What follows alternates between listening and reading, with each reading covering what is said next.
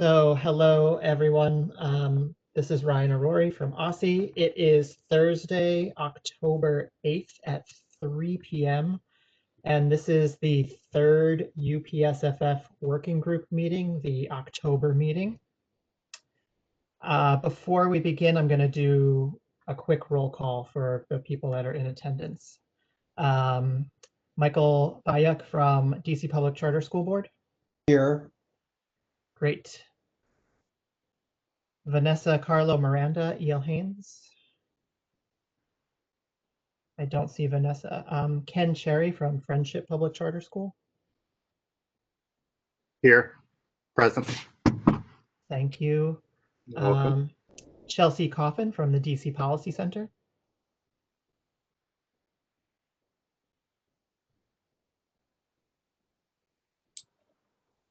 Chelsea, I see your name on the list. You're on mute, or you might be away from your computer. Jen Comey from the Deputy Mayor for Education. Great. Justin Ellis from KIP DC said he would not be able to make it today. Jeanette Fernandez from the Office of Budget and Performance Management. I don't. Should be a little late, Ryan. Okay. Alan Francois from DCPS. Alan's unable to be with us today. Okay. How about Elba Garcia from DCPS?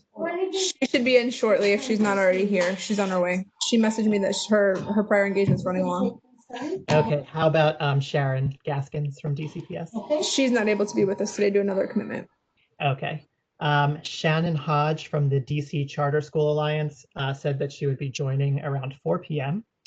Hubila Huddleston from DC Fiscal Policy Institute. Present. Great. Shelley Hughes from EdOps. I don't see her on the list yet. Mary Levy, Independent. Yes, I'm here.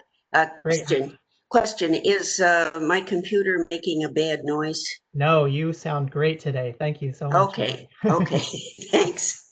I got a webcam. Great. Jack McCarthy from Apple Tree Public Charter School said he would not be able to make it. Alonzo Montalvo from the Office of the Chief Financial Officer. Alonzo is here. For some reason, I cannot make him a panelist, but he is here. Thank you, Alonzo, for joining. Kathy Riley from DC Shape. Here. Great.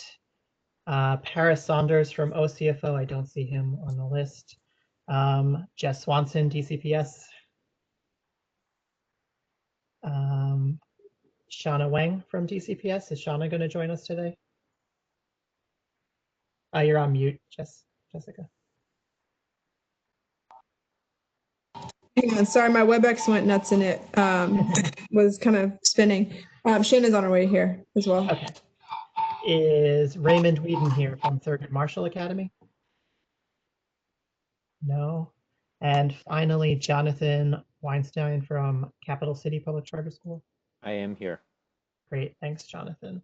Kevin, let me just make sure I have all my notes. So just real quick for all the panelists, if you're going to use the chat function to send a message to everyone in the group, please just make sure that you're sending it to everyone.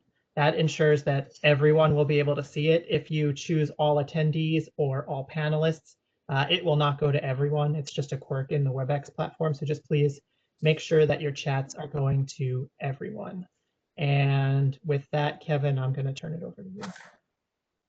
Great, thank you, Ryan. So good afternoon, everybody. For those that are joining us publicly, my name is Kevin Wenzel. I'm the Director of Budget and Performance Management for the Office of the Deputy Mayor for Education.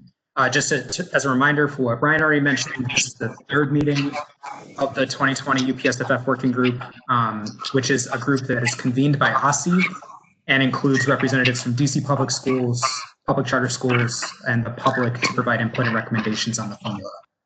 Brian, are you hearing feedback? Okay, I think we're good.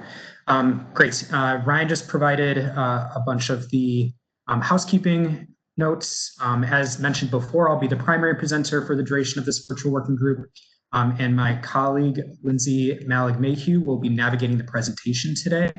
And I ask that all members please be sure to silence your microphone when not speaking, although there will be natural pauses in the presentation today that you can use your discretion to ask questions throughout. And also Ryan mentioned the piece about using the chat function to ask questions properly too.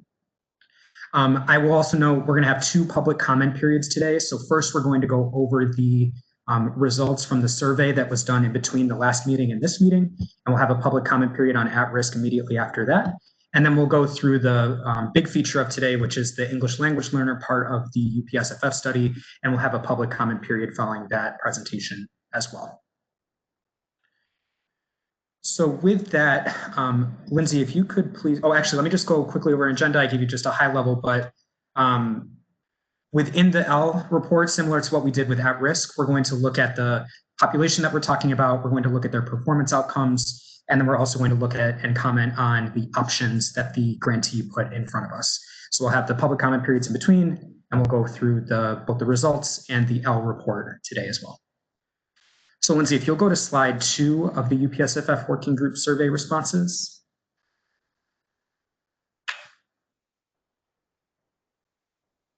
Great. So first, I just want to thank everyone for engaging in this survey over the last month or so. For just the public and for those folks that are wondering what it was that we measured, we had the options put in front of the group in 2 different ways. First, we asked them to evaluate how much they agree with implementing the option on a scale of strongly disagree to strongly agree. And we also asked each of the working group members to rank in preference order which of the options they would prefer relative to the other options within. So what we're going to look at first is the at-risk student need options. We'll look at the at-risk concentration options in just a moment. We'll have some period for discussion in between. And then again, at the end, we'll have the public comment period on this and other things related to at-risk. So first, this is that first kind of question that we asked, which was just rating how much you working group members agree with each of the options. The one note that I want to make on this, and this is a mistake on my part in terms of the survey design, is that one of the options was mistakenly left off of this, which is the prior to high school overage intervention. So you won't see rankings for that one or evaluations for that particular option, but we will discuss it. And I have a question for us when we get to the discussion period on it. However, for what we have in front of us, the way that I have come to think about these are looking at the top 2s. So the strongly agree plus the somewhat agree group. And I think it's pretty clear, although it is pretty dispersed across all of the responses that we had from the group. I think there are 2 options that stick out relative to the others. The first is this 4th one down, which is increased funding for students with 2+ characteristics, with 6 strongly agree and 2 somewhat agree. And then also with a sum of 8 is the first option, increased funding for overage students, with 4 strongly agree and 4 somewhat agree. A few of these options come in right behind with a sum of 7, which is the next one, CFSA students, the 3rd one, both overage and CFSA students, and the final option, which was creating a high school at-risk weight relative to an elementary and middle at-risk weight. The final observation I'll make on this is that there did seem to be 2 options that lagged behind the others in terms of what folks were thinking about. And again, this was a preliminary survey. This is not exactly like in stone what the group thinks. But the 2 that lagged furthest behind were the 5th one down, which was increased funding for students with 3+ characteristics, which we know is a much smaller group than the 2+ group. And the 6th one down, which is increasing the high school base weight for all high school students. So both of those had fewer in the agree category and more in the disagree category relative to the other options. So before we jump into discussion about it, I do want to show you the ranking question that we did. So Lindsay, if you'll go to the next slide. So again, pretty dispersed in the responses that we got here. I'll also note that some folks chose not to rank all of the options. So they only did their top 3, for example. But what we do see here is a pretty strong preference, particularly if you look at the top 2 or 3 for this increased funding for students with 2+ characteristics. There were 4 first place and 3 second place choices for that option. And then if you look at the top 3, just immediately behind, again, that next category that we saw before, increasing funding for overage students with 6 total if you combine the 1st and 3rd place rankings. Again, the other categories I talked about coming in just behind, increasing funding for CFSA students, both overage and CFSA students, and the creation of a high school at-risk weight. And again, similar to the slide we just saw, the two options that lagged furthest behind were the students with 3+ characteristics and the general increase to the high school base weight for all high school students. So if we could jump back to slide 2, and we'll have a small discussion about this one before we talk about incremental and redistributed funding. So the first question I have, and I think we're open to seeing where this discussion goes, but the first question I have is, given the kind of overall reaction that the respondents had to these sets of options, obviously we need to get to a place by over the next couple months where we are having recommendations come out of this group for how to revise the formula. And given these results, I want to pose the question to the group, whether the group is comfortable, even in a preliminary fashion, in removing the two lagging options, so the increase 3+ characteristics and the increase the high school base weight, removing those two options from consideration for a recommendation, and why or why not. That's where I'd like to start, and we can see where the conversation goes. So on the table would be the removal for consideration of a recommendation of those two lagging options. Kevin, I have a question? Could you describe the difference between creating a higher weight and increasing the funding for overage students? I mean, I think the at-risk weight for high school at-risk students is different. That's not just overage. That's all the categories. But I'm curious at the difference between saying increasing the weight and increasing the funding. What's the difference between those two in the way it was phrased? Yeah, it's a good question, and I think it's just an imprecision on my part. I think the implication for the first option, increased funding for overage students, would also require the creation of a separate weight, and it's just an increase. It would also be an increase. I think that is true. Also would be an increased funding for the final option, option number 7, where you would increase the funding for the creation of a high school at-risk weight. It would just apply, as you said, to a larger population because it's all high school students instead of just overage and high school students. I feel in favor of removing the option of increasing the weight, I think, for all high school students instead of just targeting the at-risk. So you're saying, I put on the table to take off that 6th option, increase the high school base at-risk weight. You're saying you would be in favor of that? Well, I think given the amount of money and the other things that we're juggling, that wouldn't be the top priority. And also it's a big number. I do feel, with the 3+ characteristics, I feel like, where I feel caught is these are actually priorities given not an unlimited amount of money. So I think it's not that all these things couldn't use more money, not that all high school students couldn't use more money or students with 3+ characteristics couldn't use more money. It just seems like with 3+ characteristics, we narrow the number of students that we're targeting by so much that hopefully I'd like to see if we're picking them up in different ways.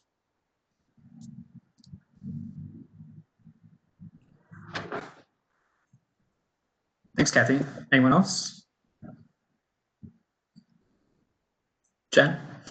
Hey, everybody. I'm comfortable, Kevin, with your suggestion of removing the two that seem to have the least interest from the group. I think there's a number of different scenarios that we're trying to work through and options. And I think sort of narrowing the pool a little bit will help our discussion. So based on the feedback from everybody, I would feel comfortable in removing and not considering those two as and focus our discussions on the rest of them. Great, thanks, Jen. This is Mary Levy, and I agree with Kathy and Jen. I think that when we're talking about the difference between students with 2+ and 3+ characteristics, we're into an area of distinction that we really don't have the kind of data to make. So I would just let it go with 2+ and remove the 3+. Great. Okay. I think on that point, and to Kathy's earlier point, there are obviously like some differences between the populations that are captured in each of these different options. So I think among the top two vote getters, which was this 2+ group and overage, that first option, what are the relative, how does the group feel about the relative advantages or disadvantages of implementing one or the other? So choosing one of those options versus the other option. Hi, Kevin. This is Chelsea. I just had a question. I feel like we're always wanting more information. I think both of these make sense to me. I would wonder, this may be in the deck already, if of the students who have 2+ characteristics, how many overage students are not captured? Is there a lot between the two, and are we just kind of doubling up funding, which I think is fine. I think if we are pursuing both of these, I would just want to be clear on that. Does that make sense? Kind of like students only fall into the overage category and not 2+. Yep. So we don't have that deck pulled up, although we do have that number. Well, the number that we have is we know how many students are only overage, but not necessarily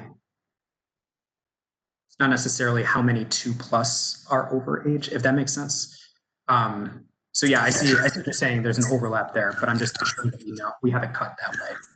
Yeah, I think as long as you could just say, like, if there's 100 students who are only overage but not falling into the 2+ category, the logistics of doing both of these, I don't know, just to keep that in mind. Oh yeah, and to be clear, I see what you're saying too. I also think that I'm not suggesting, and I don't think the group necessarily was suggesting picking both. I think it would be, and my question was, what would be the relative advantages of picking one versus the other? And I understand where you're getting at with the who is actually receiving based on the selection, but I think it'd be even more complicated to do a both and in that case. Kevin, could I ask how many people are in the group? Like there's 12 responses. How many people didn't respond at all? Yeah, I think that this, so I'd have to look to see what the actual count is. But I think for the most part, the folks that I would, the groups that I would expect to respond, so like the DCPS and public charter LEAs that are going to be, and the public members that we have are going to be directly impacted by these things, did respond. I mean, we did not have a 100% response rate. I just had the feeling that we have more people than 12. There's You're right. 20. So I just wanted to make sure that this actually was reflective of where we're headed. It feels preliminary to me without being able to see the way that goes to choose between those two, because the overage students really affects the high schools, and the 2+ characteristics affects every school, every student in the system. So I kind of wanted to see what that actually would look like. What would it look like if we did both, and what would it look like if we did each one? And I think this gets back to my point where if we have to choose one or the other, and we choose 2+, and we're only excluding 100 high school students, but we're capturing, 1,000 that are overage in the 2+ category, that I don't know, that the 2+ category seems like has an advantage to me. Because it captures more students? Or because you anticipate it would? Because I would anticipate that a lot of students who are overage, and I could be completely wrong, but that a lot of students who are overage also have another category of at risk. And I could be we don't. wrong on that. But I think that's, for me, anyway. Yeah, and I think that this, Chelsea, you raise an interesting point, I think, too, which is, we do have the relative sizes of these populations in that deck. We just don't have it pulled up here. But if you are capturing a larger group, and I understand the question about excluding overage students who are just overage and not have another characteristic, but the bigger group that we impact here, the same pot of money can only go so far, right? So if we're capturing more students, I think this is sort of, Kathy, what you're saying. Whereas if we're impacting all schools across the system with a larger group of students through 2+, then if you have $10 million, for example, to put toward that, it's going to go in a per pupil at a smaller amount per pupil than if you target a smaller group, which I think is the tension the group was feeling on the 2+ versus 3+ as well. I make a point about the 2+ and frankly the 3+ as well, but let's just stick with the 2+ since I think we've agreed to take the 3+ off the table for a moment. When we look at the UPSFF, and right now if we look at the special categories of English learners, special ed, and then now at risk, I think the idea is there's some clarity around how those additional dollars would be spent on those students, or at least you can understand with the 4 levels of special ed, level 1 needs roughly this number of dollars and L needs this number of dollars. I guess when it comes down to something that's a little more amorphous, like 2+, it just feels a little vague to me, like, okay, so it's harder, therefore you need 2 counselors maybe, or it just feels a little amorphous to me on sort of what we're saying, what that means, and how we would imagine dollars would be spent. I'm curious what other people's reactions, if they feel that way or have considered that.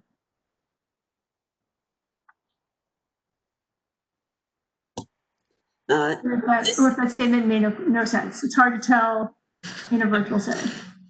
Yeah, this is Mary Levy, and I think that what you're saying is inevitable because we have prescribed ways of instructing special ed and ELL students, whereas with at-risk, it's all over the place, and it really very much depends on the particular students and the groups within and the kinds of schools where they go.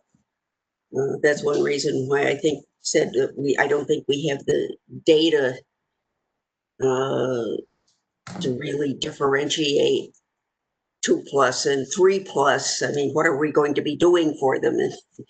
And trying to get that to some dollar number. We know they need more. I think it's going to be a guess as to how much more. I think we simply have to accept that, and the idea that the schools themselves would decide what resources should be engaged. Yeah, and I hear you on that. I guess maybe as I sat there and I sat there and trying to think about which ones I would prioritize over others. With overage, I think for me it's a proxy of undercredited for high school. So then what is sort of the credit remediation or sort of assistance in getting students up to speed? And it might be a little bit clear, but I hear you, Mary, that we have that tension in at risk as it is. I would just like to add, Jen, it's a good question, but I think it highlights the issue we were talking about last time as well, that the incremental amount of funding we're talking about for any individual student under any of these scenarios is relatively limited. And because of that, having overly prescriptive uses of those funds doesn't make sense. If we have 10 students in our building or 100 who qualify for this additional funding, the aggregate amount of resources will let us pay for staff to support them, pay for outreach and other things that will be able to support them. And if that aggregate need seems larger because we have more 2+ students or other categories, I think it just allows each school to better fund what it's already doing to serve a population with greater need. And it's not incremental per pupil, but it's still crucial to have the additional funding to better serve that entire population and the range of needs that they have.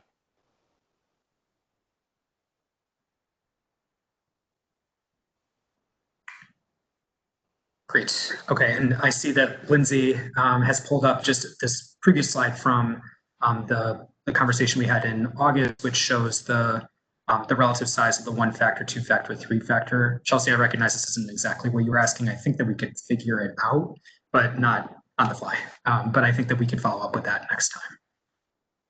But as you can see, it is a very small group.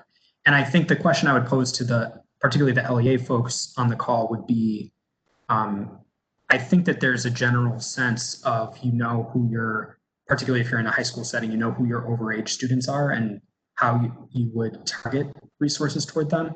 I'm curious if you would have a similar thought about your students that are 2+, if there would be a way to target to them, or Jonathan, if this is what you were saying about in aggregate, you'd be able to address the needs of students that were 1 and 2+ if you just received more for the 2+ kids. Am I characterizing that right?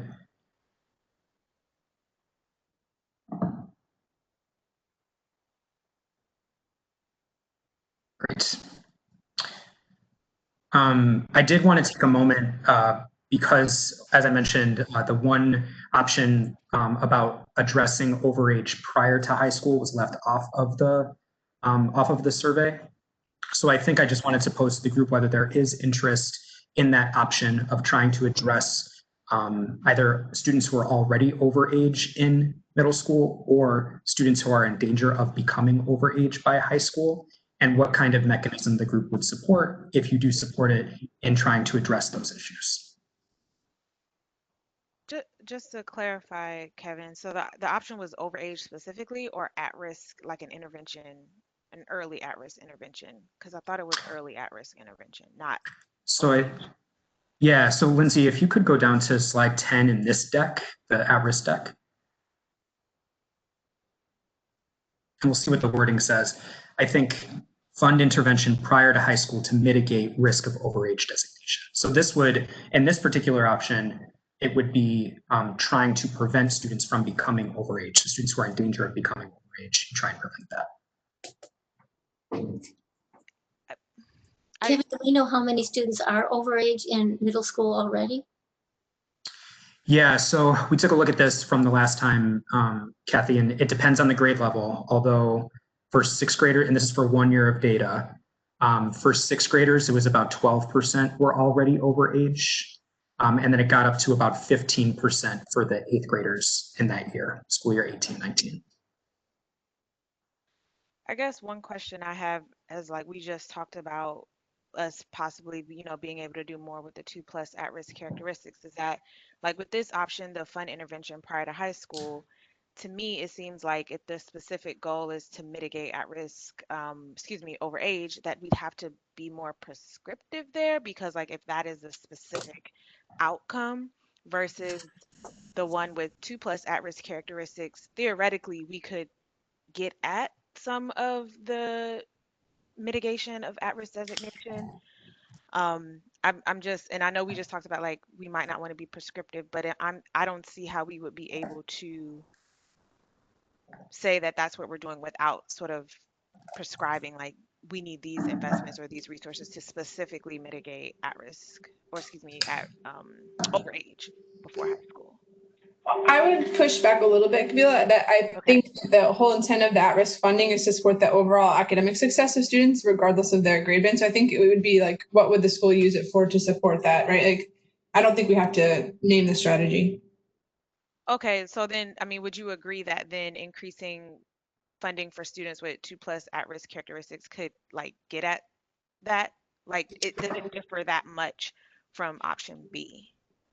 Yeah, I think we would support that as well. I think our team, and I don't, feel free, Shanna, to jump in, or Elba, if you completed the survey. I think those are the folks who are on the line from DCPS. I think we see merit in several of these approaches. And I know we had a lot of conversation in the task force that preceded this one when the study was done about also not wanting to create incentives for incentivizing overage. That was maybe one concern we had with that particular approach. But the sort of the factors that kids bring with them from their life sort of maybe made more sense.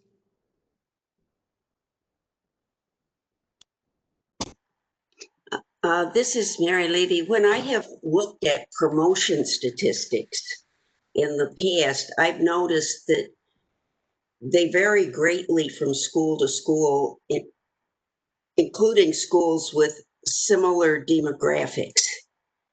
And I mean, I just wonder how good that those data are. And then, as just mentioned, you could be sort of incentivizing holding kids back. And there's a lot of research about the bad psychological effects of holding kids back. And so, you know, I'm just questioning whether we have the kind of information which would make this a useful way to spend the money.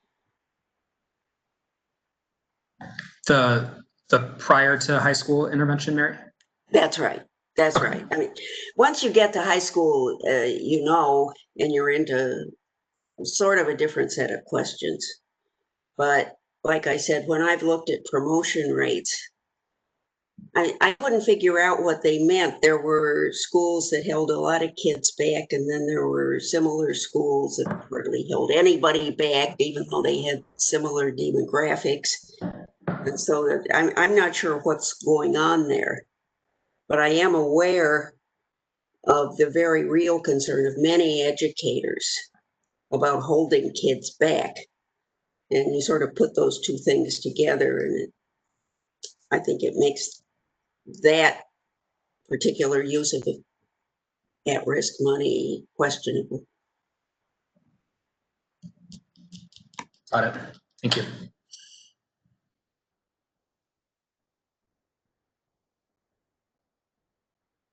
Lindsay, could you go back to the results deck? So I think we can continue the conversation. I did just want to go through some of the other results really quick. So if you'll go down to slide 3, Lindsay. So we did also ask each of you to evaluate whether incremental I'm sorry, slide 4. Whether incremental or redistributed funding would be preferred. I think that this is not surprising that by a 2-to-1 margin, incremental, which is new money, rather than redistribution of existing money, was preferred. Although there was a preference even in the straight up and down among several members, 33% in this case, for redistributed funding. We also, again, in a similar fashion on the next slide, slide 5, asked about the ranking. So we did have, again, really overwhelming, strongly agree with incremental funding as opposed to redistributed funding, although we did have a few members that strongly agreed with the redistributed funding as a source for at-risk student need changes. I would be curious to hear the reasoning behind advocating for redistributed funding. I agree. You teed up my guiding question, Kathy. So I think I don't want to, obviously, like I know who said what, but I think as I shared, I'm not going to ask anybody to come out on the spot, but I would, I think, pose this as, are there circumstances in which we should be approaching redistributed funding versus incremental funding, and why some folks chose that as the option as opposed to the I'll weigh in. I think I tend toward the redistributed model in this particular moment, right? We know that CFO DeWitt has issued a, pretty stark picture of where things are right now. And I just think that if our values as a district are toward supporting these students most at risk, then the most likely path in this particular moment is probably through that method. I second that, Jessica.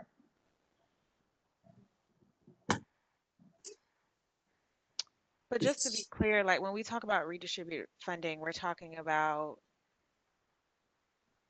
money within the UPSFF, right? Like not money outside of the education budget, right? I think that's typically how we've been thinking about it, yes. This is Mary Levy. I wanted incremental funding, and the reason for that was that I have looked at DCPS numbers. I mean, we haven't got the data for how charter schools spend their at-risk money, but DCPS siphons off a fair amount of its at-risk money to fund the comprehensive staffing model that they use, which serves everyone. And I tried to figure out, well, what if they didn't do that? How much money would they need? And they needed some millions of dollars more in order, to use at-risk funds for at-risk students and not siphon any off. And so I thought, well, is the comprehensive staffing model maybe too generous? And so I looked at 4 of our 5 surrounding school districts. I didn't look at Prince George's because they're in pretty pitiful shape in terms of their finances, but I looked at the other 4 and what they did, and fortunately their budgets were set up so that I could separate their special needs money from their general education money. And I found out that DCPS comprehensive staffing was about the same as the suburbs or a little less. So it wasn't that they were being unduly generous. And this tells me that, you know, we really need some incremental funding. And I do think that, you know, we're going to write a report eventually, which is perhaps going to inform the fiscal 22 UPSFF, and perhaps it can't, we just don't know. But that report needs to inform fiscal years after that, when I think that we are going to recover.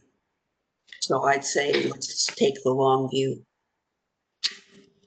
I don't want to deviate too far into a DCPS story, but since Mary raised it, I want to just clarify a couple of points from my perspective. We have been working toward developing a new school budget allocation model. And if you go on our website under the budget engagement page, you can see some of the findings we shared at the town hall on September 14th. So I think, Mary, we've heard a lot of feedback about at-risk and are looking at potentially approaching it differently. We also found in our resource use study that was done by a third-party expert last year that the dollars total per pupil that we spend in DCPS exceed most of our peers around the country. So I would say our spending in DC is pretty generous. So just a couple clarifiers, and again, don't want to take time away from the point of the task force. Go ahead, Kevin. Sure, and I think one way, and Mary, we actually saw this in some of the qualitative or longer form answers to the survey. As we're crafting recommendations, as this group is crafting recommendations, one suggestion was to do these kind of more aspirational recommendations, but to include more realistic pathways in the current context about how you could get there. So you would structure the recommendations one way where you would say, looking forward, we would love for the goal to be this, but we think the immediate next steps over the next several fiscal years in a COVID context would be these sets of steps. And I think we should, as a group, just think about that structure as we move forward through the next few months and actually producing a report. Yeah, no, that makes some sense. But without knowing what those other peer districts are, number one, I wouldn't just assume that we're generous because we have a much higher geographic cost in this area, which is why I look to our suburbs, because our suburbs are not real generous. If you look at wealthy districts that are small elsewhere in the country, you see them spending a lot more than Montgomery or Fairfax or Arlington. So I'd really want to know more about, you know, who we're comparing ourselves with. The second thing is that peer districts, well, cities have a lot more problems. And I don't think we should compare ourselves just with cities that have fiscal problems.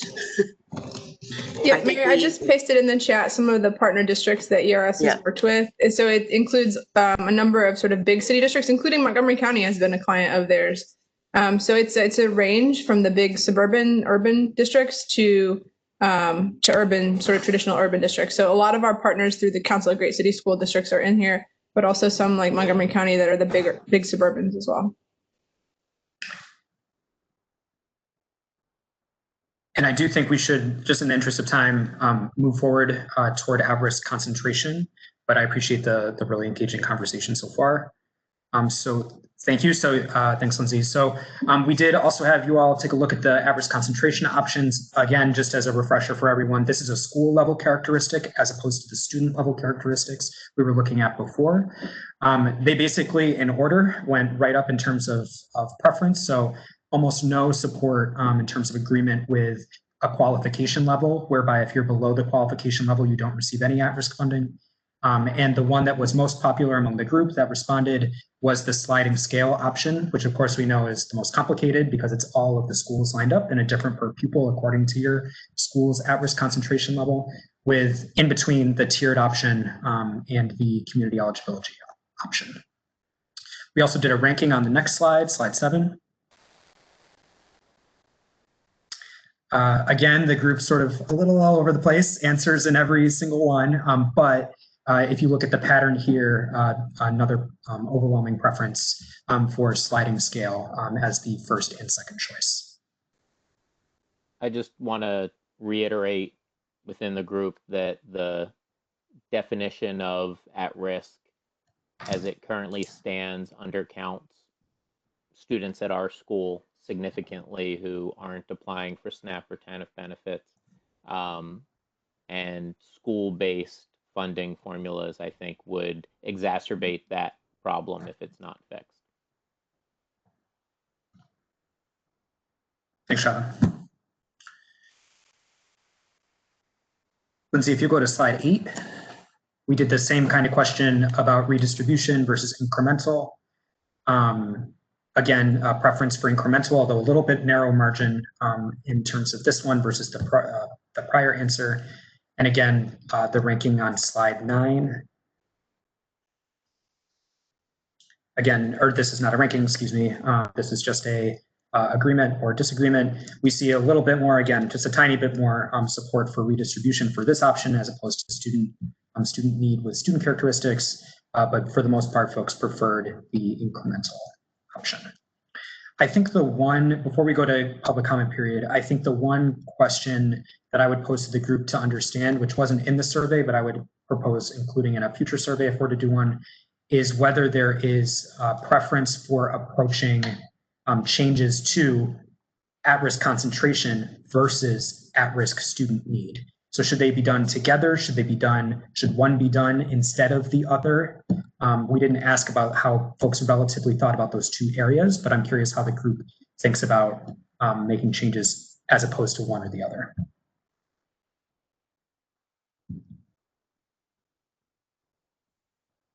So posed another way, if we had $100 million and we could choose one of these different options, so we could either do at-risk student need or at-risk concentration, would we put it all in at-risk student need? Would we put 50-50 in at-risk student need and at-risk concentration? Would we put it all in at-risk concentration? It seems like we would have to understand who would be hit, who would be targeted if we didn't do at-risk need. Like, you know, are we missing schools because they're not getting what they should when they have the concentration?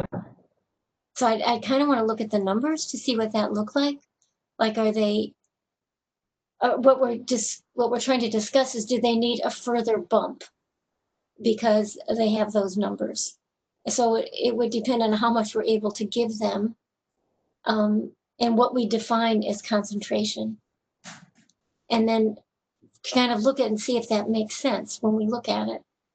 I mean, I would be open to looking at a combination, but I guess I'd have to kind of think that through more and see what that looks like. There's no doubt that it increases the issues. But if we could adequately fund each student who has those, if we could give them what they really need, would we need to do the concentration? Yeah, I think in a similar way, that is part of the incremental versus redistribution kind of argument too. Like I'm all for flipping something that's not working on its head, but the problem is that like schools are functioning on budgets that are driven by like what our current status is. And so what I worried about, and the reason why I was more incremental, is more that like a school has to like plan and prepare for like what is happening for 2-3 years in terms of staffing, based on what they know of the world right now. And so I think it will be the same thing like with what you just asked. Like we would need to know, unfortunately, who loses, quote unquote, in that situation in order to help us make that type of a decision.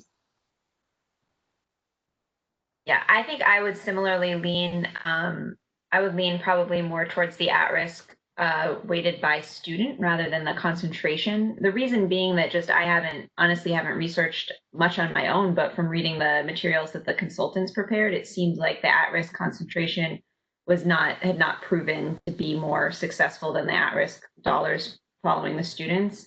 And then to kind of piggyback off Raymond's point, it seems like, you know, with anything that we're considering with the at-risk concentration, there's going to be some step functions.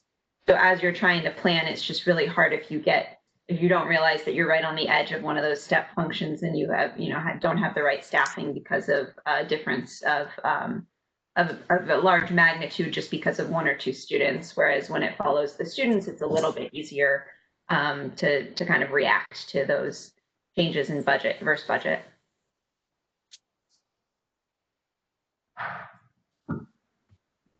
I had a similar reaction to Shelley in that if you run for student funding formula, it does seem like a very large step away into a school level.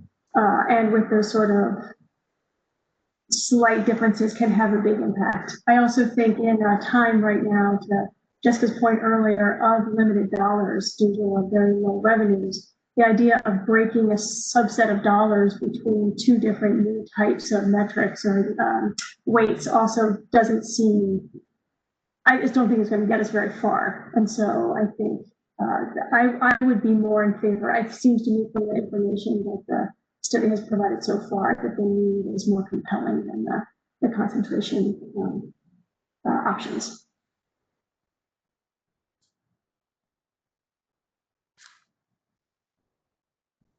Great. Ryan, I think I'd like to move over to public comment, which of course members are welcome to comment during as well, but I want to check to see if there's any folks joining us from the public that would like to share their views on either the results from at-risk or anything else around the conversation of at-risk that we've discussed over the last couple months. And we have 2 people that are attending as in the public. So if you want to make a comment, you can do the raise your hand feature. So I'll just give a minute.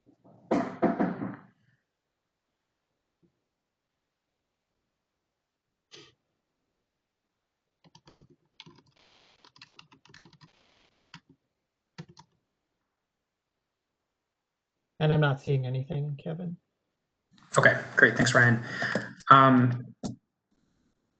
Before we move into our next deck, the next presentation, is there anything else that anyone would like to share about at-risk? I think just as a preview for our next steps for that, the facilitation team will take all of the input that we've received and we'll start to craft some recommendations from the group that the group will react to and help craft over the next couple months. So we'll start reacting to those for the November meeting and get some actual language on paper that I think will help drive some of the further conversation and decision making that we'll need from the group as we move forward. But any other comments on at-risk or at-risk concentration before we move?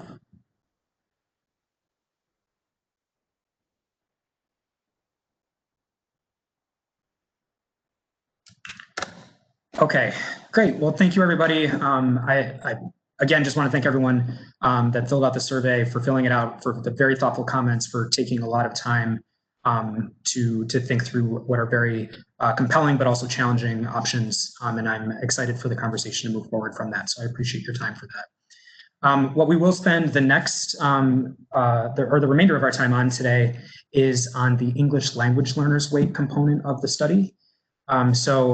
This is, again, one of the chapters. We've already looked at-risk student need and at-risk concentration and talked extensively about those two. We are also going to talk about the English language learner weight for this period. And then in the next meeting, we'll talk a little bit more about the foundation level, which was the final component of the report. And of course, as we've talked about in both the August and September meetings, I know that there are lots of folks that want to think about each of their recommendations relative to the other parts of the report. So as we're adding on more and more information, we'll help to hone in what the group's recommendations will be as well. So I look forward to continuing that conversation too. Lindsay, if you'll move to slide 3.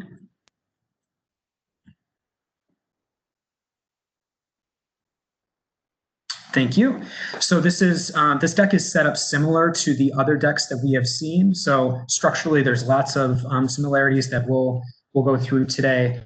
The first that I want to point out to everyone is this slide in each of the decks that details the questions that we asked of the grantee. So this is the one that is specific to the English language learner weight. And really specifically on this one, we were trying to determine, similar to the at-risk weight, where we do not differentiate based on different kinds of students who are at risk. We don't differentiate now for the L weight on different kinds of students that are L. So there is no differentiator. We give every L student the exact same allocation. So we wanted to know what might be the lines of difference that we would consider. How do other states do this? And then how much more might we give, or what would the cost impacts of changes like this be? So slide 4.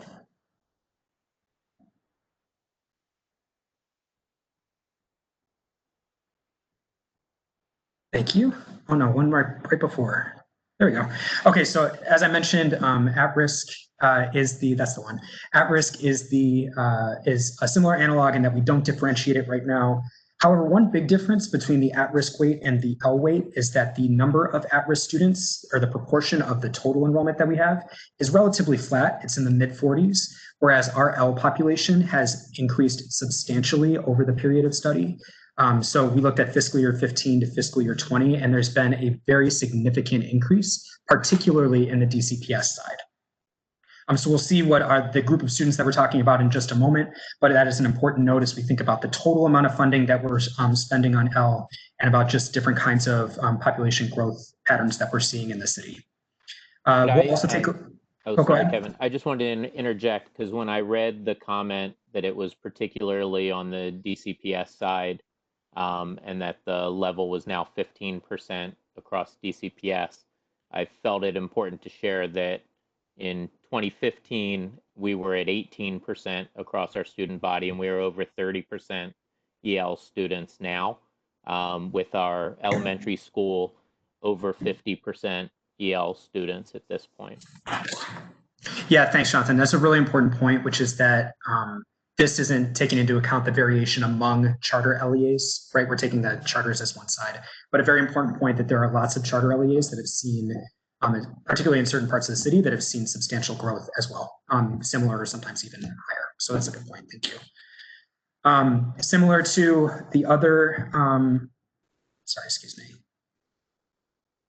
similar to the other decks that we've taken a look at, we'll see a series of options that we'll also evaluate and look at for recommendations from this group and input. And what I'd like to do next is to move to the next slide, Lindsay, which I think is going to get a little bit to Jonathan's point. I think this is the slide you were talking about, right, Jonathan? Okay, yeah, so this shows, again, by sector. So it's not going to show variation among the charter LEAs. Similarly, it's not going to show variation among DCPS schools. So there are schools in DCPS that are more affected by this large growth in the L population as opposed to other schools as well. But the point stands that the group as a whole has increased really substantially over the last 5 years. And that DCPS has been, as the single LEA relative to the charter LEAs, the LEA that's been impacted most when looked at it in this frame of analysis. All right, slide 6. So because the population has grown so significantly, the enrollment for this group has grown so significantly, we've of course been spending, therefore, a lot more, allocating a lot more dollars based on that. So even though, and we'll see in the next slide, no need to move yet, Lindsay, but we'll see in the next slide, the weight for L has stayed consistent over the last several years, or over the entire period of the study, actually, because of the increased enrollment that you see in the gray bars. That's going to influence the total amount of money that you see in the blue bars. So I think it's when I calculated this out before, it's about a 70% increase from fiscal year 15 allocations to fiscal year 20 allocations, from the first blue bar to the last blue bar. And the next slide, slide 7, demonstrates that while the weight has stayed the same, the per pupil allocation has also gone up. So we have different levers that are going up, increasing. We have our enrollment increasing, as we've already talked about. You also have the foundation level increasing, which of course is going to increase the per pupil allocation that the LEA receives. All right, slide 8. So we're going to take a look at what this group of students looks like over the next couple slides. This shows the distribution by grade level. So we have, as you can see here, the majority of the students in DC that are L are in our elementary grades, with a smaller proportion in our secondary grades. However, one important point to note here is that there could be really substantial differences between the students that you're serving in your elementary grades versus your students that you're serving in your secondary grades. One reason for that difference to consider is that students that are receiving L services from their earliest years in our system, from pre-K3, pre-K4, et cetera, they are going through the school system and they are often exiting. So they are not going to be considered L at some point if they reach a certain level of proficiency. So when we're looking today and comparing to the not L group, you also have to consider, and we make note in the tables as well, that group that is not L is also no longer L. So students that previously received L services but now no longer do due to exiting from the program will also be captured in that not or no longer group too. So an important note there. Okay, if you'll go down to slide 8, I'm sorry, slide 9. No, slide 8, you're right. So this slide, this takes a look at the national picture. The L student population in this bullet down below is growing both in terms of just the raw number, but also the proportion of students across the country. And we see that when you look at DC's numbers in the orange bars, our proportions track relatively similar to the US total for grades K through 8, but that we have a higher proportion in our high school grades of our English language learner students. All right, Lindsay, if you'll jump to slide 47, similar to what we did with the at-risk, we're going to take a look now at the performance of these students across a couple of lines of difference, and then we're going to take a look at the options. Slide 48. Great, so one note that I'll make here, we, of course, similar to the at-risk section, we looked at PARCC as the primary understanding of the testing outcomes for these students. But we also looked at the WIDA access test, which is a widely used test for English language proficiency for L students. And so you'll see some differentiation based on their students' WIDA score as we're looking at the outcomes among PARCC for these students. So for slide 48, the outcomes for elementary school Ls have shown really big improvement, but it's primarily driven by our higher leveled WIDA students. We'll see that in a chart in a little bit. And our lower level WIDA students are struggling quite a bit, falling furthest behind, and their gaps actually increased from fiscal year 17 to fiscal year 19 with that not or never L or no longer L group. And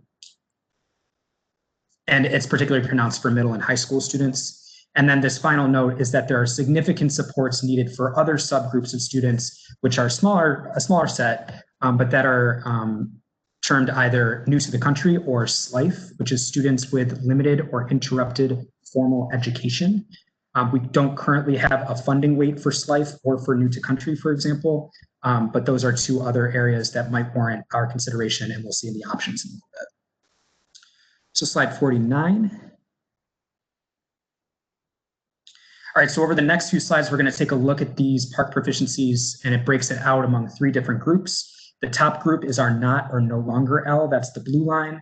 The middle group is our L that are WIDA 3+, so a higher English proficiency relative to the orange group, which is our L WIDA 1.0 to 2.9, which is a lower English proficiency. And again, to orient yourself to these slides, math is on the left, ELA is on the right, and for this particular slide, this is all test takers that we have data for grades 3 through 12.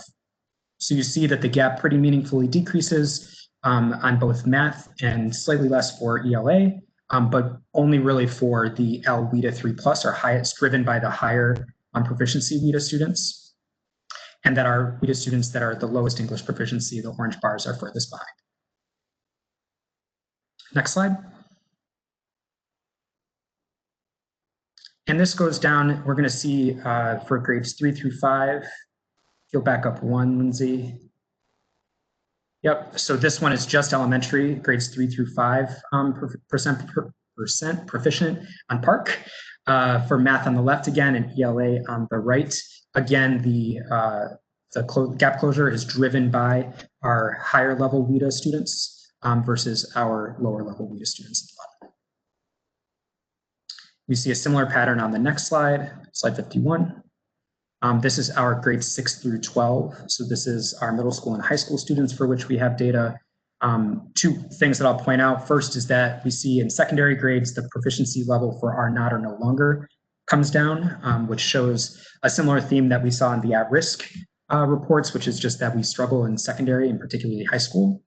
But we see a similar pattern here where our higher level proficiency WIDA students are performing better than our lowest level proficiency WIDA students. And we're going to take a look at just 1 year of data and the gaps that are presented there among the grade levels. So if you go to the next slide, Lindsay. So this is just for fiscal year 19 math. And you see that there, the proficiency of not or no longer L in the blue again, and the orange represents our L students. You see the largest drop goes from grade 5 to grade 6. And then each of those grades from grade 6 up through the secondary grades are at just about that same level of proficiency. That means that the gaps are also largest in middle grades for this particular year, although all of the results are pretty low across all secondary grades for our L students. It's just that the secondary students, as you go higher up for the not or no longer L, their proficiency level decreases too, so the gap closes as a nature of that. So that's true for math. When you go to the ELA slide, which is immediately after, slide 53, it's a little bit more mixed in here, which I think would be expected for this population. But what we do see is that the gaps are still highest in our secondary grades.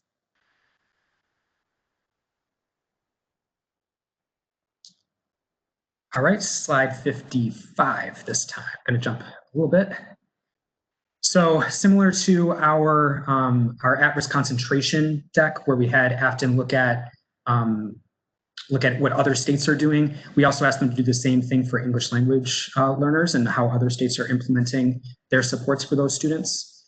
We're not going to spend a lot of time on this part of the study because I want to make sure that we get into the conversation about the options. But I did want to point out that a couple of the big level findings here are that most states fund just the way that we do, as currently in the status quo, which is every student gets the same allocation, regardless of these kind of differentiators that we've explored or different kinds of ways that you might target more needed or students that are in more need. However, there are a couple of states, in particular North Dakota and Hawaii, who fund based on proficiency levels, and Massachusetts, which funds L based on grade bands. And of course, similar to what we saw with at-risk, several large urban school districts, so not state level formulas, but school districts, do some combination of more nuanced formulas. So in this case, they mix their proficiency levels and grade bands, which we'll see as an option as well in just a moment.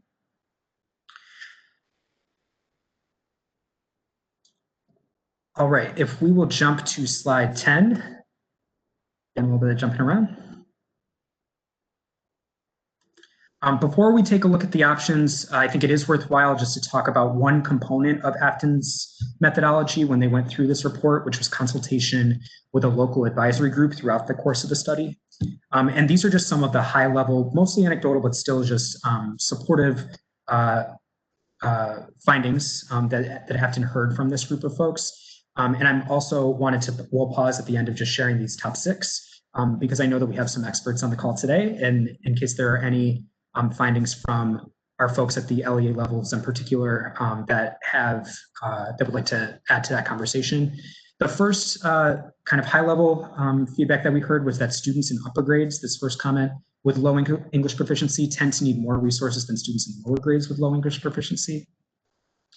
And second was that these supports, even if funding isn't necessarily tied to the proficiency level of students, the way that it's implemented at the school or LEA level is often we are supporting lower level proficiency students with more resources. So functionally, a lot of that is already happening in terms of the way that we're spending resources right now. There was, however, concern about building that into the formula, so building a proficiency marker into the formula and what kind of incentives that might provide. There also was concern. A quick question about that. Go ahead, John.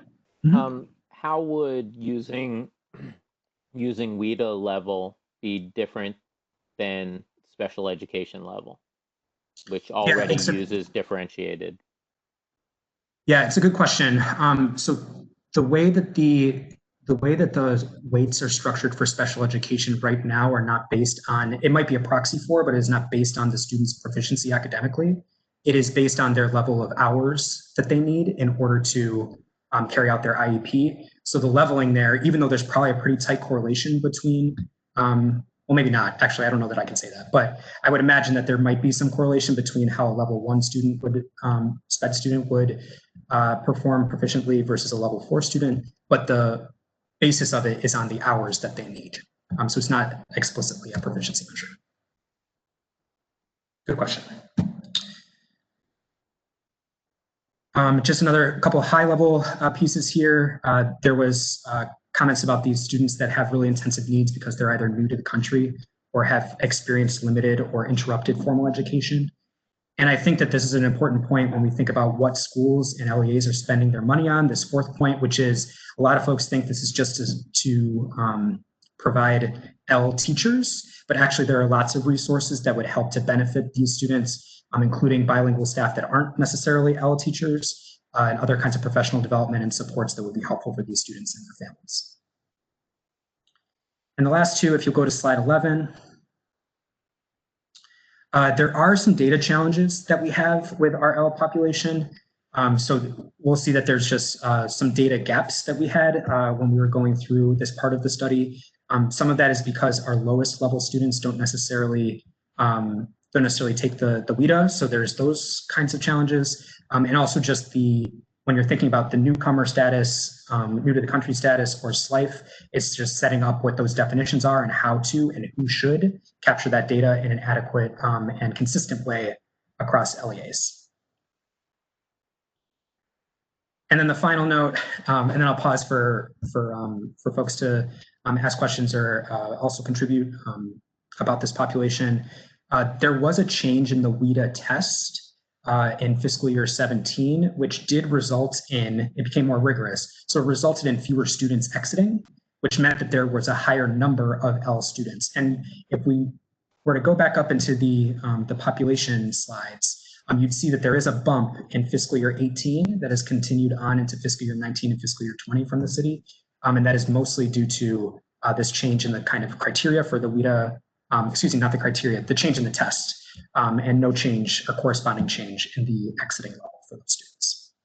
There's a lot of analysis about this at the very end of the report. We're not going to dive too deep into that, but did want to note for my eagle-eyed friends on the call that noticed that kind of bump from fiscal year 17 to fiscal year 18. So with that, I do want to pause because I know that we have lots of folks on the call that have lots of expertise in this area. And I just wanted to pause to if there are any other components about performance or about this population that we want to share before we take a look at the options that the grantee put forth.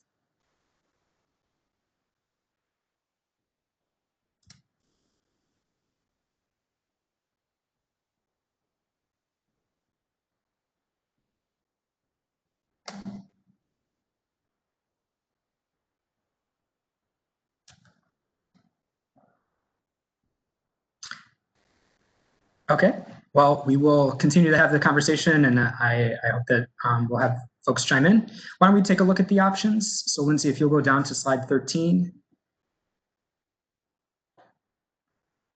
So this slide should look pretty familiar to the folks that have been on this call before. This is the kind of decision tree slide that that we've seen both for at-risk student need and at-risk concentration at this point. This is the L version.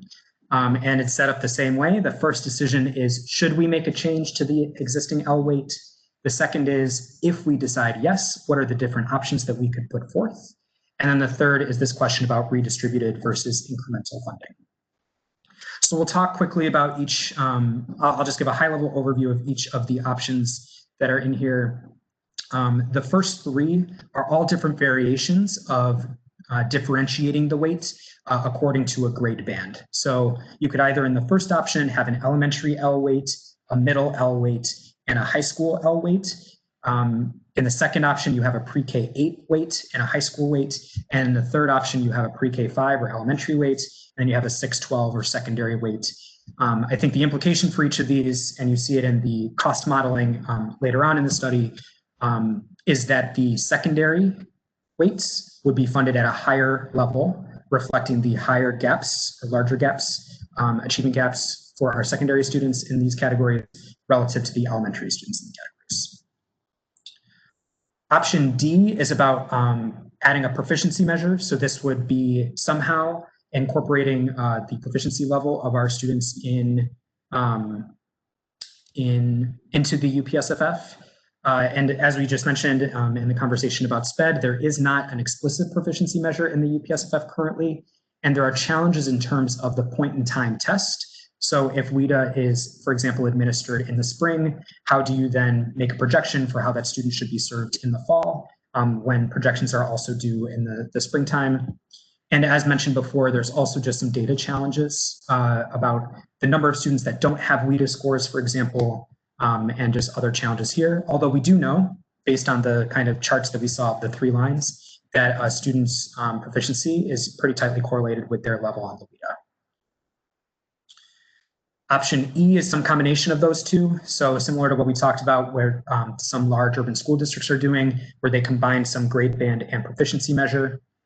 And then the last 2 options are creating new weights within the formula to target 2 smaller populations with significant needs. So this would be either new to country or SLIFE or SLIFE.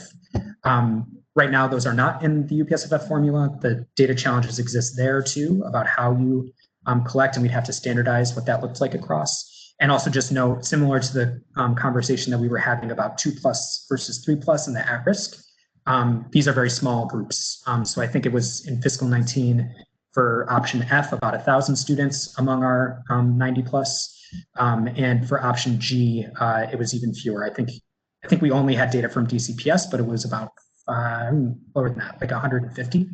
So these are very, very tiny, small groups of students, particularly letter G.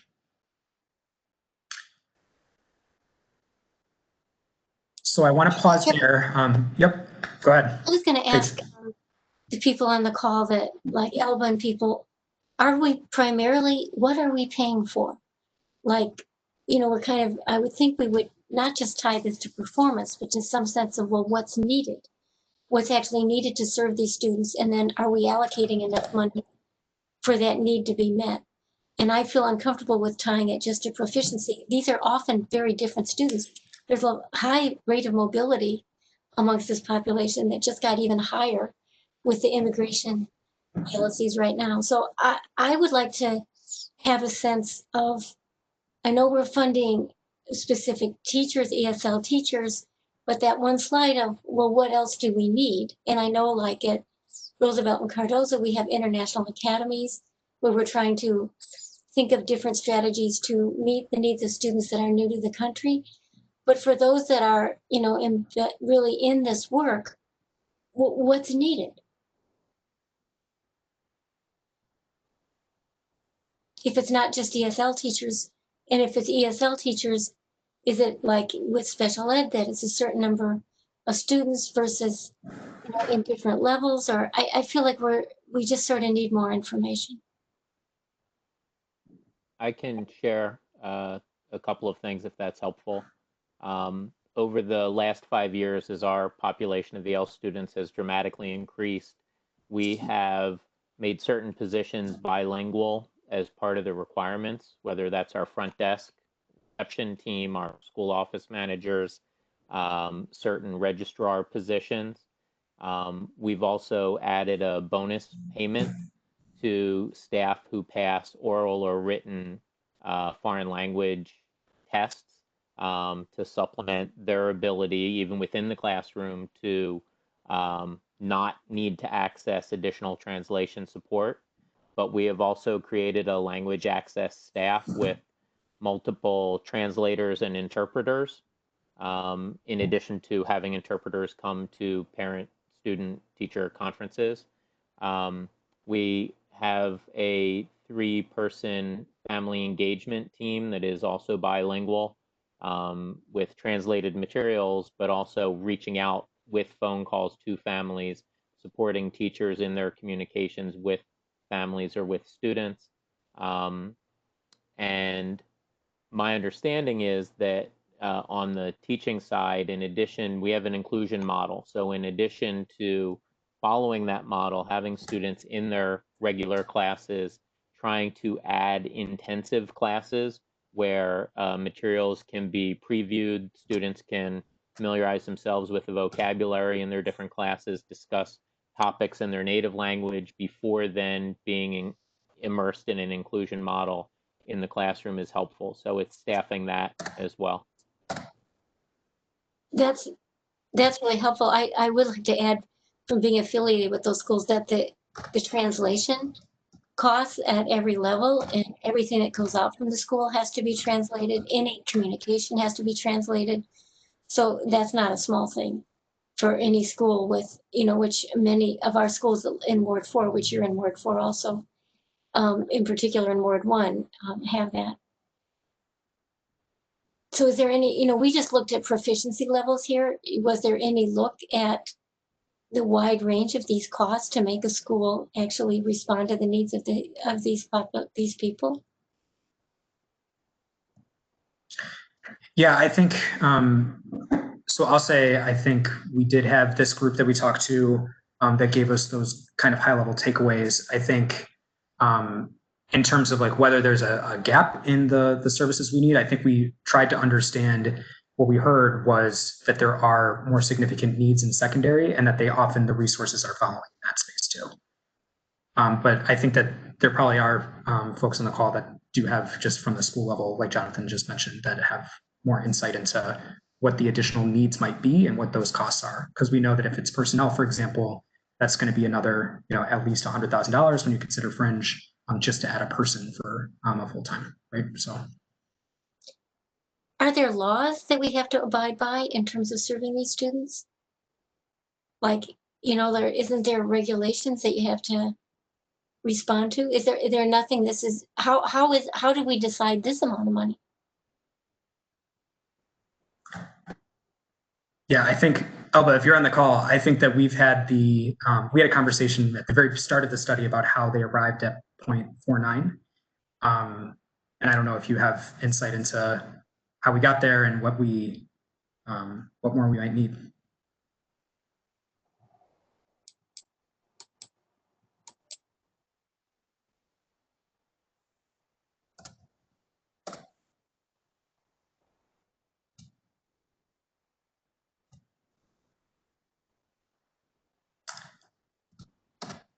I see Elba on, but I don't know if she's at her phone right now. So I would just say, I think a lot of this. Are you able to Elba? hear me now? Yeah. Yep. Hi, Elba. I'm having some audio kind of like crazy issue right now, but I joined in my phone as well, so you might hear me double. But yes, to answer your question, originally when the funding was created, we were under an OCR agreement, which specifically called out for like a number of students per ratio that we had to comply with, and that was the 22 for every 22 students, one ESL teacher, for every 50 level 1 students, one translation aid, and for every 100 ELLs, one counselor. That is how the original funding was created, to make sure that we were able to meet that compliance with the Civil Rights Office. That was, I don't know, 25 years ago. And we just wanted to ensure that, because these were the levels that we were funding our schools, that we never deviated from that. The Office of Civil Rights case, I think, was closed maybe 10, 15 years ago. but this is the way that we continue using the funding formula to make sure that we met that. In terms of federal funding right now under ESSA, they just unfortunately just say that you have to provide services to our ESL students. They are very vague as to the amount of service. We had interpreted that at DCPS as the lower your proficiency level, the more services you need. So we have an hour rate, kind of like if you have your ELL level 1, we will provide services, direct services from an ESL teacher 5 times a week, kind of thing. And then it decreases in the way that the language proficiency increases. I wanted to add a little bit of what Mary had asked earlier. What do we need to be able to provide with this funding? So far, we've only done the staffing at the district level, what goes to schools. We are in a different situation than the charter schools, that they're their own LEA and their own central office. So they're able to then put the big umbrella of translations, interpretations, front office services, and instruction under the ELL way. We have money that we send to schools and money that is kept to do all those other central office functions like translation interpretations for all. So right now, what this money is paying for is mostly the staffing needed at the school to provide the services that we've interpreted at DCPS. What would be needed, to be honest with you, is those ELL students actually need to be in general education classrooms. If we are going to enhance instruction for language learners in the district, we are going to need a very aggressive professional development to make sure that our general education teachers are able to support the ELLs where they're in their classrooms. And I don't know if we are going to be able to do that if there is no additional funding added to this and our rate for teachers and staff continues to increase. Thanks, Elba. Sure. Is there one of the options here that would help address that most? From the A through G? Mm-hmm. So I think definitely the students that need the most support in terms of content and academic achievement are going to be our SLIFE students, which are usually at the upper grades. Those are students that need to be incorporated in the schools, but at the same time needs very intensive academic support. So those are the ones that will need teachers that are not just ELL teachers, teachers are content teachers that can accelerate their academic growth. So that's that one, and then the ones new to the country. So I'm all for the additional funding for those two populations. I don't know if that means redistributing the rest or if it's really truly additional funding for them. And I guess the tier funding on like the C might be interesting to take a look at. But for now, those two are of kind of interest to me. Can you expand on why you picked C rather than A or B?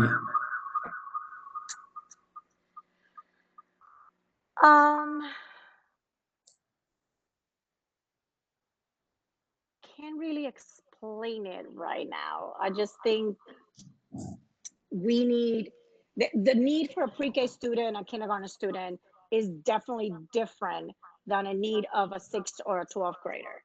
And it's also different where they come into us and their current proficiency level.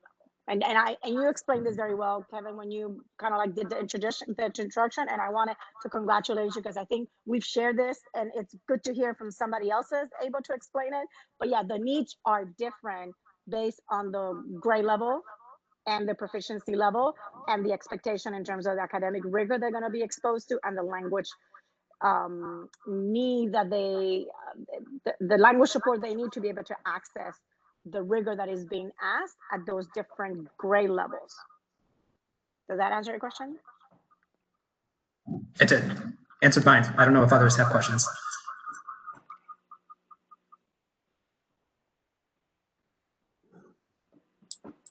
It's a part because children coming in at the younger ages are more adept at picking up the language, that you're able to do more inclusion, and Jonathan, you can address this also, versus the challenges for somebody who's a teenager coming in with no English, socially and at every level. Is it just, do we not need, I think in general, we need a lot of resources at the early childhood level.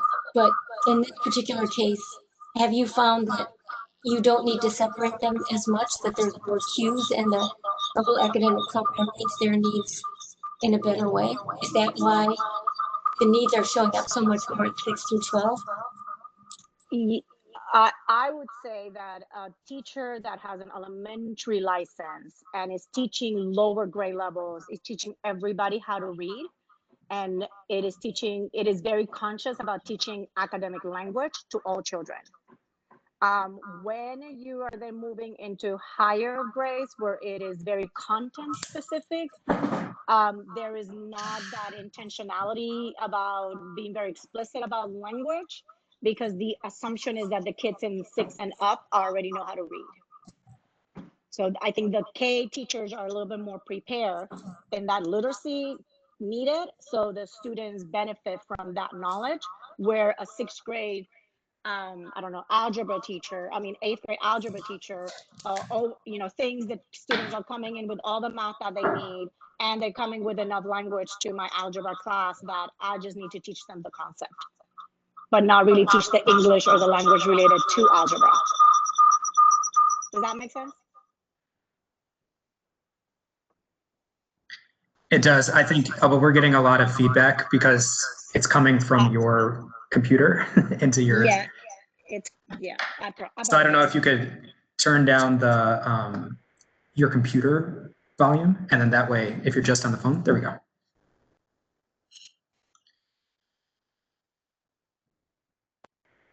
So are you hearing me? I'll post. Yeah, I think so. That sounds great. Thanks, Alba. Okay. I think I'll post the group, but Alba, you too, and anyone else that would like to comment. So we've talked now about the heightened needs for new to country and SLIFE. We've also talked a little bit about the rationale behind a grade level differentiation, but I'm curious how the group feels about this proficiency or including proficiency explicitly in the formula.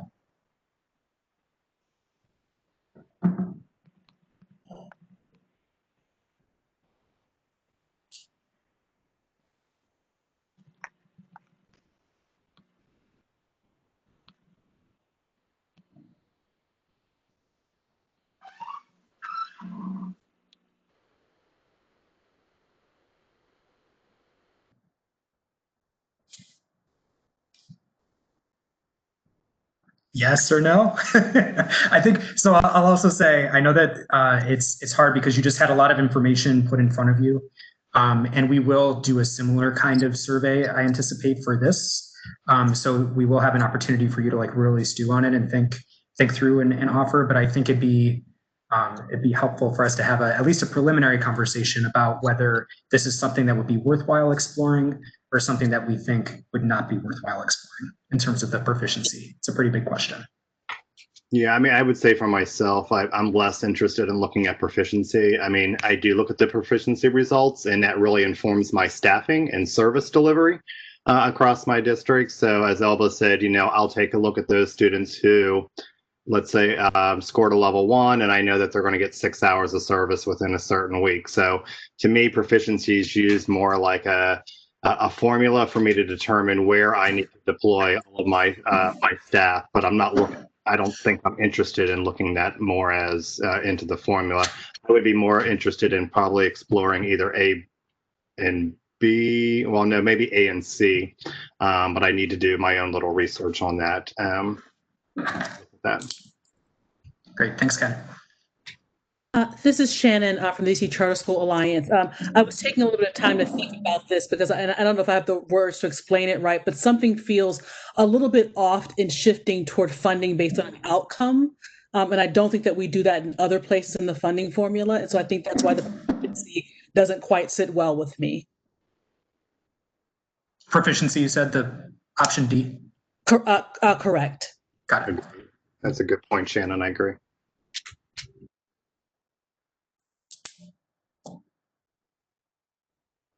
is there another way to measure need?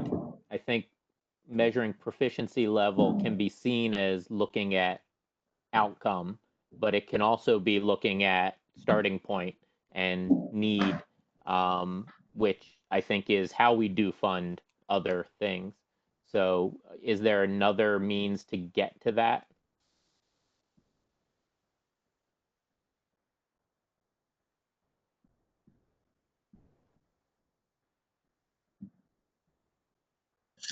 Yeah, I mean, I'll say from what we've talked about today, even the other ways that we can define need is just what the LEA folks are reporting seeing or needing in terms of the service delivery, which is not as in terms of kind of hard information or hard data. It's not the same as a proficiency score for a student, but knowing like the number of hours that a student requires, or knowing that secondary schools tend to have less of a focus on language acquisition than elementary schools, just as a base, would be another way to define need, which I think is the way that it's defined in A through C. But open to other thoughts on that as well. And hours is similar to how the SPED is set up, for better or for worse. I don't know if that is a good or bad thing, but it would be similar. Yeah, I understood Ken's point, and it makes sense, but the way you described it, saying a student with a level 1 WIDA score requires a certain number of hours and a student with a level 4 requires a certain number of hours, is exactly the special education formula based on hours. So I'm just trying to understand how to better get at that level of support need and fund based on that. Yeah, I think the distinction there is with special ed, that's a shared process across all DCPS. So I'm sure if we asked every LEA, how many hours do you service your level 1, how many, I'm sure that we would have a wide range of responses there. So I think to your point, I do agree. However, it's just, that's not a shared value across every LEA. So I think that's the distinction there. Kevin, remind me, did we ever consider just increasing the L weight overall through like redistributing across the UPSFF? Is that something we ever considered? I can't remember that, but I'm just maybe forgetting. Yeah, I think so because we focused on the structure for in the actual RFA, I think the options that they put forth most prominently were these ones where you're actually literally changing the structure. But I think for each of these, the implication is that you would increase funding. So there's probably an option 0 that's like just increase the existing weight by a certain amount. Yeah, I think that might be one worth considering among the group as well then, because of all these challenges and nuance that some folks have just raised. So help me remember, because I think it was the last 2018 UPSFF, I think L was identified overall, right? So it was that this was one of the areas that seemed to need more funding. And then I think it went to, is it too blunt of an instrument, which is where we got to this, where we are now, if I remember correctly. And that doesn't mean that. It is pretty blunt for sure. And I think there's a number of challenges folks have already raised within the options, right? So I'm just curious if others think that might be what they think about that option. And I'll also just mention, Jen, as the note from before, one of the findings from our 2018 group was that the L weight lagged behind the adequacy study recommendation, which I think was not true for all groups, right? We saw that pre-K, for example, was right along the same line as for their adequacy study recommendation, but the L weight certainly did lag. And that was part of the question here is, as we know, when you're doing, if we were to keep the existing structure, if you raise the full L weight, it's going to be more expensive than if you differentiate based on a smaller grade level, right? But yeah, that's a good point. Yeah, no. And I hear Jessica's point about thinking about overall. I think one thing that when I looked at the results that struck me in particular in comparing it to the analysis for the at-risk section is this focus or this highlighting of high school students, secondary students, and their lower outcomes and therefore, seemingly higher resource need. And so to me, thinking, was it option I'm not quite sure which option A through C is correct, but the sort of differentiation with higher funding focused towards secondary L students because their outcomes are struggling and really drop off seem compelling to me. I'd be curious if other folks have that mentioned. So grade level as a proxy for performance. Mm-hmm. Oh, it might not be just performance. I think the needs might just be greater at coming in at that level. You come, not even, if you come from another country, you're that level, whether it's Spanish or Amharic or whatever. The challenges must be just exponentially harder. So I don't know if it's lined with proficiency or with grade level and age in terms of learning a new language the older you get. Mm-hmm. And the challenge of the content that you have when you're trying you're trying to learn it in all those different content areas. You're not just learning how to read or in English or in just math. Now you're in much more advanced studies. Mm-hmm. I guess to relate both the proficiency and I agree that I also was turned off by the proficiency just because we don't normally measure outcomes, but just wondering about that kind of last part, the WIDA 2.0, and how some states and districts have chosen to lower the proficiency level required to be designated as L. Just wondering if that would be kind of a way that then we could increase the overall funding for students who do qualify as L. I would just be interested to hear people's who have experience working with L students, what their reactions would be to if we made a recommendation to OSSI to lower that proficiency score and then could provide more funding to the students who do qualify as L.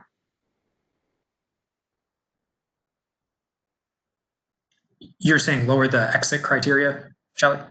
Yeah, because I guess the test has changed in recent years. Yeah, I don't know if there's anybody from OSSI on the call. Last time Jennifer Norton was part of this conversations, and OSSI did attempt to lower the exit criteria. And then for some reason, it just got stuck somewhere in the process. But they had multiple, I think they had a year or two where they were looking at data of how the students did. Like if you were a 4.5 now under the new Access 2.0, did that mean that you had a PARCC score that was above a 3 or a 4? They try to do that correlation to the academic part and the language part to lower, and I think their recommendation was to lower exit criteria to 4.2. We engaged in a lot of conversations. I was pushing more for a combination of the reading and writing, the composite level, and not just one 4.2 in one of the categories. But I don't know if there's anybody from OSSI there that can hear on the call that could tell us where we are with that. So Jennifer's not on the working group, so she's not here. I can't remember where we left off with this one, so I can look into that and come back to the group with that information. I think my presumption is that the pandemic had something to do with it.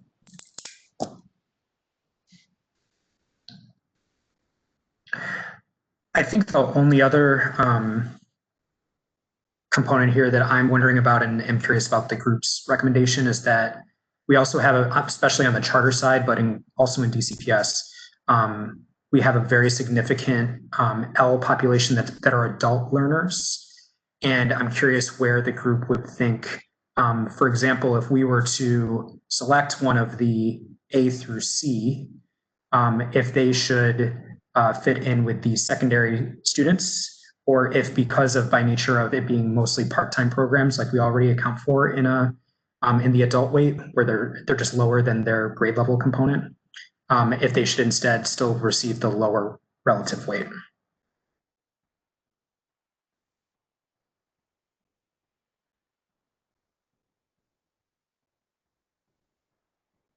Unfortunately, I don't know enough about what the programming needs for adult English learners are, and so I don't want to speak out of turn on what may be appropriate for them. I just don't know. Yeah, unfortunately, we don't have a representative from one of those LEAs, I don't think. So it's that's something to follow up on. But thanks, Shannon. I appreciate that. And Kevin, if I may add, you could potentially have a 20, 21-year-old enroll in 12th grade. Mhm. Right. So there's this distinction among older students attending our high schools because they can until they're 21, and adult L programs that have a different focus on how they're going to serve the students. So that are not really K-12 designated per se. It also might be that there are particular programs that are just designed to teach someone English, and not to try to get them, a grade, at graduation from high school or something. So I think it would require some more research to find out exactly what we're funding. Correct.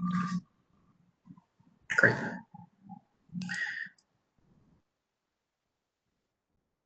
Any other comments on the options or English language learners before we move into the public comment period? Or we'll of course continue the conversation, but I just want to make sure working group members have a chance to weigh in.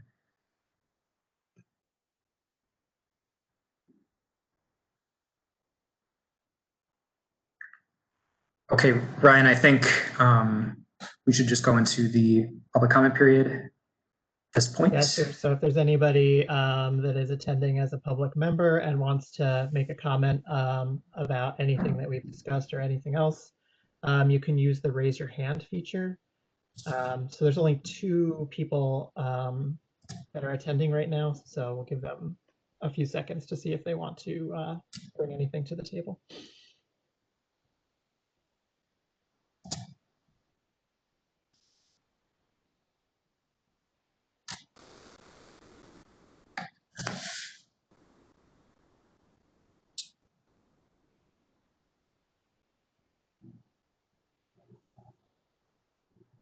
And I'm not seeing anything, Kevin. Okay, thanks, Ryan. So we'll continue as we wrap up today. I do just want to also offer folks an opportunity. I know that some of the qualitative feedback that I got on the survey, if you'll recall, if you took it, we had a final kind of open-ended answer of how we can facilitate better. And I think that one change for this group as opposed to the prior group is we just have a lot more information and we have the decks already constructed. So we've spent a lot of time on kind of like this set of things that we've gone through.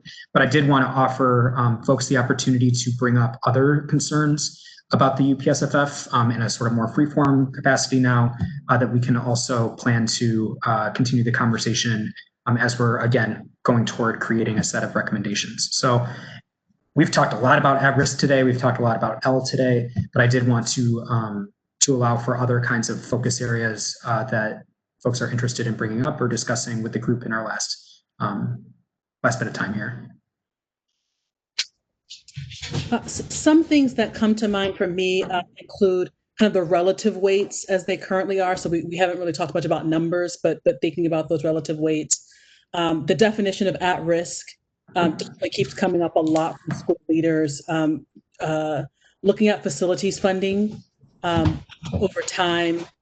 And right now, the difference in funding based on projected versus actual enrollment for DCPS versus charters.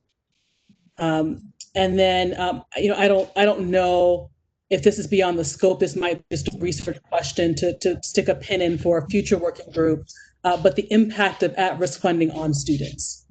Because there's a lot of focus on the inputs. I don't know that we look a lot at the outcomes of the funding. So those are the ones that come to mind for me.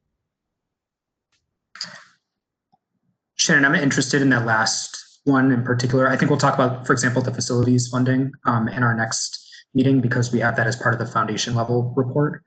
But I'm curious about the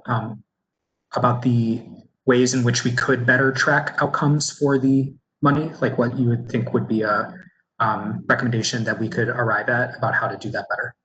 I don't know if I have one, and I don't want to get too far down the road of dictating how schools spend their funds. But I think out of all of these, that's the area that's gotten the most attention outside of schools, and I think there's a lot of pressure on knowing how schools are spending their money.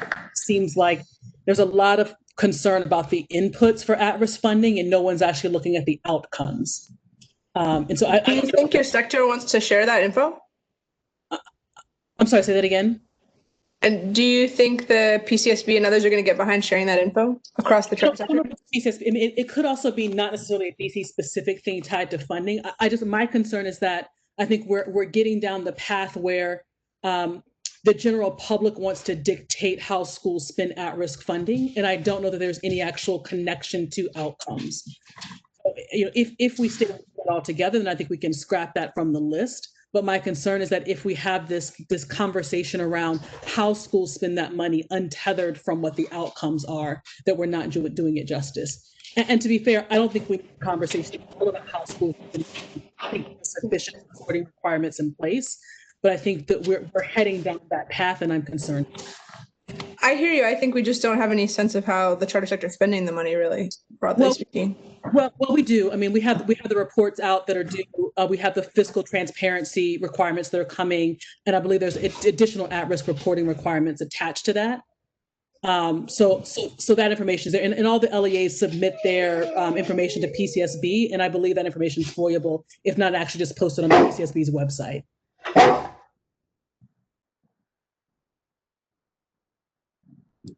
I would welcome the conversation, but I think there's also limits to tying something just to the results. I mean, I know that's where we're at right now, but I think there's a lot of results that aren't as easily measurable. And I feel worried, obviously in this, as we go down the road this time, we don't have a chance to actually do that, to go into depth of what you're talking about. We did talk about some of that 2 years ago, because we don't actually know what kinds of things work.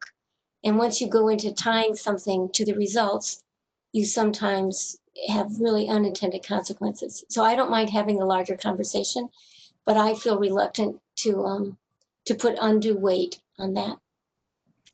And I think that would be a fine outcome of the conversation for me. I just and maybe this may be the group to say that there's only so far down this road we should go because of exactly what Kathy's saying. You may not be able to tie specific outcomes, but we're going far down the requirement to report out how schools are spending the money. And my fear is that what's coming next are some judgment calls based solely on differences in how schools spend money, as opposed to what's actually working and what's not. So I think we could have a robust conversation, and the outcome of that conversation might be, this is not a conversation that should be that is worth kind of going down this road because it's complicated. But I would love for us to kind of put a stake in the ground on that, or at least make a recommendation around what makes sense as we're thinking about how schools spend at-risk funds, because that is an area that I think lots and lots of decision makers and elected officials are focusing their attention on. And I'm not sure why they've isolated that from everything else, but it's happening. And the reporting requirements are increasing. The kind of public comment around how schools are spending at-risk funding is increasing. And I worry that if there isn't kind of a grounded conversation around what makes sense and what doesn't, that's just going to kind of, turn into a whole other situation that we don't want. Okay. Also looking at how much money and how much of a difference it can make would help in that conversation. I think one thing I'm interested in, so DCFPI, for those of y'all who know us, we've long talked about the ways in which the UPSFF is increased year over year. And I think as we're going into the conversation about foundation cost drivers, I think it'd be important to, I know, for us, if it's appropriate to look at the committee report.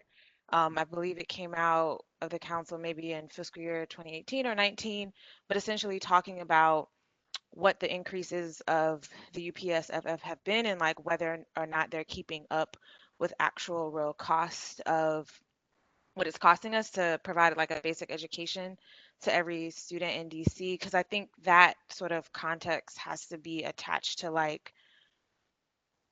our sort of discussion or analysis and understanding of what we're going to talk about next. So I don't know, Kevin, if it's appropriate or not, but I think just sort of seeing historically what the UPSFF has increased year over year has been I think would be helpful context. Yeah, it's a great point. And actually it's an important point, Hila, because The next chapter of the study that we look at is going to be different from the 3 that we've already looked at because it is more of a cost study rather than looking at a specific population. So it's a good preview, and I do think the information that we have from the report is probably the most up-to-date kind of analysis of that type. And so I would encourage folks really to review that chapter before we come in, because I think that whereas these conversations that we've had seem a little more targeted because we're talking about specific populations, when you talk about the foundation level, it literally is the way in which we determine, to your point, whether we're covering costs, right? How are we able to actually make sure that we are allocating enough in order to meet the kind of demands of inflation and of just increased service needs. So yes, I think it probably would be appropriate, but I want to make sure that we're focused in the current study too.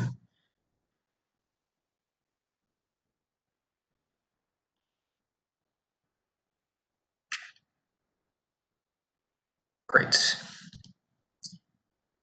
So on that note, when we next meet in November, we will be covering the foundation level cost drivers section of the report. Obviously, like I just said, it's a little bit different. So please make sure to review that ahead of time so you're ready to come to the conversation with ideas. We'll also, I'm anticipating with Ryan and Lindsay creating another survey for the L, another kind of preliminary temperature check survey for the L section. That we'll distribute in between this meeting and the next one, similar to what we did with at-risk and at-risk concentration.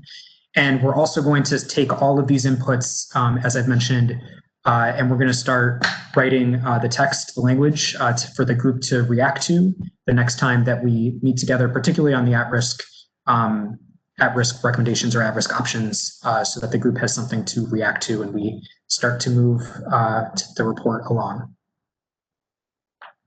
Any final comments before we break today?